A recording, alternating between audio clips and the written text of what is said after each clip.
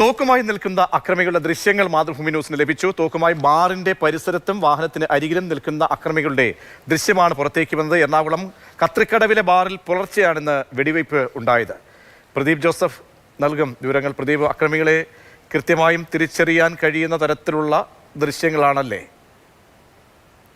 അക്രമികളെ കുറിച്ച് പോലീസിന് ഇതിനോടകം തന്നെ ഏതാണ്ട് വ്യക്തമായ സൂചന ലഭിച്ചിട്ടുണ്ട്. അതേസമയം ആരും കസ്റ്റഡിയിലായതായി പോലീസ് സ്ഥിരീകരിക്കുന്നില്ല. അക്രമത്തിന് ശേഷം ഇവർ തൊടുപുഴ മൂവാറ്റുപുഴ ഭാഗത്തേക്കാണ് കടന്നു കളഞ്ഞത് എന്ന് നേരത്തെ തന്നെ ചില സൂചനകൾ ഉണ്ടായിരുന്നു. ഇതിന്റെ അടിസ്ഥാനത്തിൽ നടത്തിയ പരിശോധനയിലാണ് മൂവാറ്റുപുഴയ്ക്കടുത്ത് മുടവൂരിൽ നിന്ന് ഇവർ കടന്നു കളയാൻ ഉപയോഗിച്ച കാർ കണ്ടെടുത്തത്. ഇതേ തുടർന്ന് ഈ കാർ റെന്റിനെടുത്ത ഒരു കാറാണ് എന്ന് വ്യക്തമായി. ഇത് ആരൊക്കെയാണ് റെന്റിനെടുത്തത് തുടങ്ങിയ അന്വേഷണം നടന്നപ്പോൾ 3-4 പേർ കൈമറിഞ്ഞാണ് ഈ കാർ ഇപ്പോൾ ഉപയോഗിക്കുന്ന ആളുകളുടെ കയ്യിൽ എത്തിയിരിക്കുന്നത് എന്നും പോലീസിന് വ്യക്തമായി. ഇത് കേന്ദ്രീകരിച്ചാണ് ഇപ്പോൾ അന്വേഷണം നടത്തിക്കൊണ്ടിരിക്കുന്നത്. അതേസമയം ബാറിന്റെ പരിസരത്ത് വെച്ച് ഇവർ തോക്ക് ചൂണ്ടി നിൽക്കുന്ന ദൃശ്യങ്ങളാണ് മാതൃഭൂമി ന്യൂസിന് ലഭിച്ചത്. ഇതിൽ നിന്ന് തന്നെ ആളുകളെ ഏതാണ്ട് വ്യക്തമായി അറിയാൻ സാധിക്കും. മാത്രമല്ല, മാധ്യമങ്ങൾ വഴി ഈ ദൃശ്യങ്ങൾ പുറത്തു വരുന്നതോടെ ഇവരെക്കുറിച്ച് കൂടുതൽ വിവരങ്ങൾ ലഭിക്കുമെന്ന പ്രതീക്ഷയിലാണ് പോലീസ് ഉള്ളത്.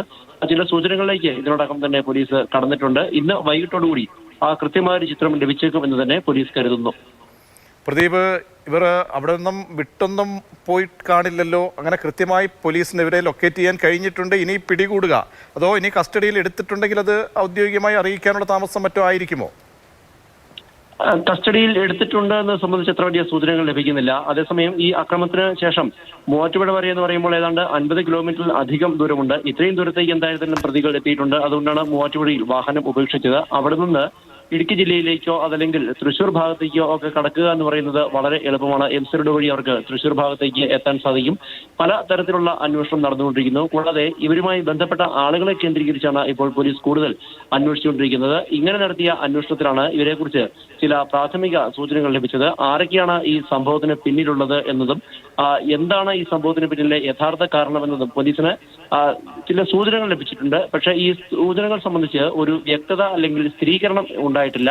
അതിനുള്ള ഒരു താമസം മാത്രമാണ് ഇനിയുള്ളത് എന്നാണ് പോലീസ് നൽകുന്ന സൂചന. എന്തായിരുന്നാലും നഗരത്തെ എന്ന് മാത്രമല്ല സംസ്ഥാനത്തെ തന്നെ നടുക്കിയ ഒരു വെടിവയ്പ്പിലെ പ്രതികളെ വൈകാതെ തന്നെ പിടികൂടി അക്കാര്യം ഔദ്യോഗികമായി അറിയിക്കാനാകും എന്നാണ് പോലീസ് കേന്ദ്രങ്ങൾ നൽകുന്ന സൂചന. നേരത്തെ എയർ ഗണ്ണും മറ്റും ഉപയോഗിച്ച് 1-2 ചില വെടിവയ്പ്പുകൾ സംസ്ഥാനത്തിന്റെ പല ഭാഗങ്ങളിലും നടന്നിട്ടുണ്ട്. പക്ഷെ ഇവിടെ ഉപയോഗിച്ചിരിക്കുന്നത് എയർ ഗണ്ണല്ല, ഒരു പിസ്റ്റൾ തന്നെയാണ്. അതിന്റെ വെടിയുണ്ട കാണുമ്പോൾ തന്നെ അക്കാര്യം വ്യക്തമാകാവുന്നതേ ഉള്ളൂ. അതേസമയം ഈ തോക്കിന്റെ ലൈസൻസ് ആരുടെ പേരിലുള്ളതാണ്, ഇവരിൽ ആരുടെയെങ്കിലും പേരിലുള്ളതാണെങ്കിൽ ഇവർക്ക് എങ്ങനെ ലൈസൻസ് കിട്ടി തുടങ്ങിയ കാര്യങ്ങളെക്കുറിച്ചൊക്കെ പോലീസ് അന്വേഷണം നടത്തി വരുന്നു.